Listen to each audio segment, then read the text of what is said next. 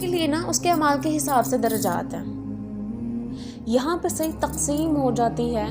جو ہر وقت اللہ کو راضی کرنے کی کوشش میں لگا رہتا ہے اور جس کو کبھی کبھار ہوش آتی ہے کہ ہاں میں نے اللہ کو راضی کرنا ہے، وہ دونوں بھی برابر نہیں ہو سکتے.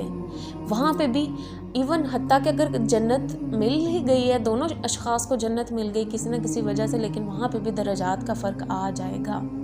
جس کے زیادہ اچھے اعمال ہوں گے اس کے درجات اتنے ہی بلند ہوں گے، اور جس نے ویسے عمل نہیں کیے ہوں گے اس کے درجے اتنے ہی کم ہوں گے. ٹھیک ہے، تو اس کا مطلب کیا ہے کہ اور ہر ایک کے لیے ان کے اعمال سے درجات ہیں. اس کا مطلب یہ ہے کہ ہر ایک کے لیے چاہے وہ نیک ہو یا گناہ گار، اس کے اچھے اور برے اعمال کے اعتبار سے درجے ہیں اور انہیں کے مطابق ثواب اور عذاب ہوگا. یوں ہی نیک اعمال کے درجات مختلف ہوتے ہیں کہ ایک ہی عمل اخلاص اور نیتوں کے فرق کی وجہ سے ایک شخص کے لیے زیادہ ثواب کا اور دوسرے کے لیے کم ثواب کا باعث بن جاتا ہے. ٹھیک ہے، مزید کیا کہا جا رہا ہے؟ تمہارا رب بے نیاز ہے اور مہربانی اس کا شیوا ہے. یعنی تمہارا رب بے نیاز ہے، یعنی اس کی کوئی غرض تم سے اٹکی ہوئی نہیں ہے، اس کا کوئی مفاد تم سے وابستہ نہیں ہے کہ تمہاری نافرمانی سے اس کا کچھ بگڑ جاتا ہو یا تمہاری فرما برداری سے اس کو کوئی فائدہ پہنچ جاتا ہو. تم سب مل کر سخت نافرمان بن جاؤ تو اس کی بادشاہی میں ذرہ برابر کمی نہیں کر سکتے، اور سب کے سب مل کر اس کے مطیع فرما بردار اور عبادت گزار بن جاؤ تو اس کے ملک میں کوئی اضافہ نہیں کر سکتے. وہ نہ تمہاری سلامیوں کا محتاج ہے نہ تمہاری نظر و نیاز کا. اپنے بے شمار خزانے تم پر لٹا رہا ہے بغیر اس کے کہ ان کے بدلے میں اپنے لیے تم سے کچھ چاہے. جو کہا جا رہا ہے کہ مہربانی اس کا شیوا ہے، ٹھیک ہے، اس کا کیا مطلب ہے؟ یعنی یہاں موقع و محل کے لحاظ سے اس فکرے کے دو مفہوم ہیں.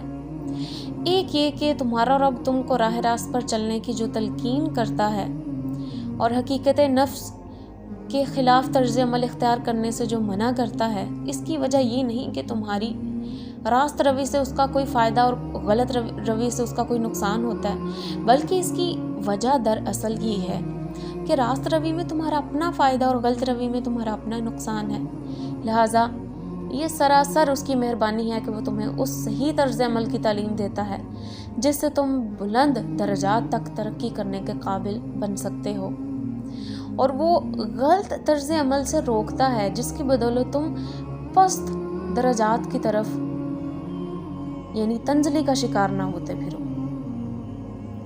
تو یہ محض اللہ کی محبت ہے اپنے بندے سے بے لوث. کیونکہ وہ خالق ہے، اور خالق اپنی ہی مخلوق کو عذاب دے یہ اس کے لیے بھی تھوڑا بلکہ بہت ہی کٹھن ہوتا ہے. حالانکہ اللہ بے نیاز ہے، لیکن جن کو خود تخلیق کیا ہو انہی کو سخت عذاب میں مبتلا کرنا، یہ ذرا آپ بھی جانتے ہیں کہ تکلیف دہ امر ہے. ایک ماں کے لیے بڑی تکلیف والی بات ہوتی ہے جب اس نے اپنی ہی اولاد کو تھپڑ بھی لگا دے، سزا دے دے.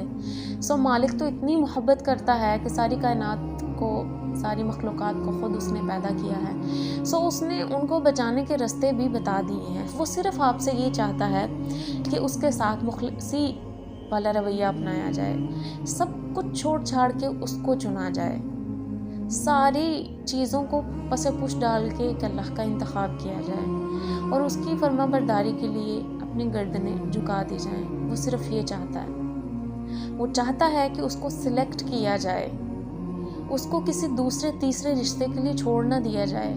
کیونکہ یہ اس کی شان ہے، اور اس کی شان میں کمی کرنا اور وہی مخلوق کمی کرے جس کو اس نے پیدا کیا، ہر چیز سے نوازا، نعمتیں دی، تو پھر یہ کس طرح کا انصاف ہے؟ تو بے شک انسان جو ہے نا وہ اللہ کی ویسی قدر نہیں کرتا جیسے اس کی قدر کرنے کا حق ہے.